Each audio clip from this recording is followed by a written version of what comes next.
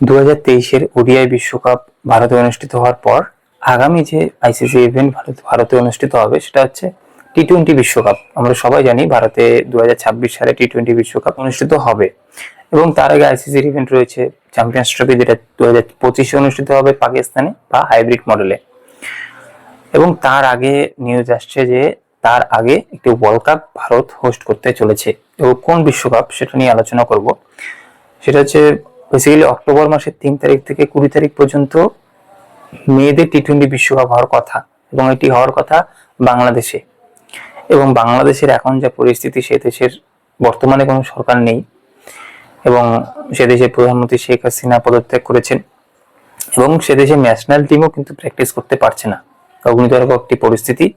এবং এর আগেও আমরা দেখেছিলাম যে শ্রীলঙ্কাতে সেম পরিস্থিতি হয়েছিল এবং সেই সময় 2023-এ অনূর্ধ্ব-19 বিশ্বকাপ হওয়ার কথা ছিল শ্রীলঙ্কাতে, এবং সেই বিশ্বকাপটা আইসিসি সাউথ আফ্রিকায় করায়। সাউথ আফ্রিকা হোস্ট করে সেই আইসিসি অনূর্ধ্ব-19 বিশ্বকাপটা। এবং সেম কিন্তু এখানেও সেম পরিস্থিতি।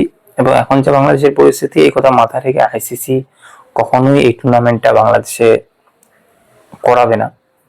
তো এই কথা মাথায় রেখে আইসিসির এক কর্মকর্তা জানিয়েছেন যে আমরা 2 থেকে 3 সপ্তাহ দেখব, যে যদি পরিস্থিতি নিয়ন্ত্রণে আসে তাহলে চিন্তা ভাবনা করব, আর যদি পরিস্থিতি নিয়ন্ত্রণে না আসে তাহলে অন্য দেশে করার প্ল্যান রয়েছে তাদের। এবং প্রথম যে চয়েসটা আছে সেটা ভারত, পাশাপাশি অন্যান্য দেশও রয়েছে, যেমন শ্রীলঙ্কা রয়েছে, আরব রয়েছে। এবং আপনাদের কি মনে হয় যে এই পরিস্থিতিতে বাংলাদেশে কোনো ক্রিকেট হওয়া উচিত বা উচিত না? কমেন্ট করে অবশ্যই জানাবেন। এবং সম্ভবত ভারতে অনুষ্ঠিত হতে যাচ্ছে, এবং যদি আমরা জানি বিসিসিআই হুট করে কোনো ইভেন্ট নিবে না, এটা আমরা সবাই জানি, কারণ প্ল্যানিং না থাকলে বিসিসিআই কখনো কোনো টুর্নামেন্ট হোস্ট করে না, এটা আমরা সবাই জানি। তো নিচে কমেন্ট করে জানান যে বাংলাদেশে হওয়া উচিত কি উচিত না।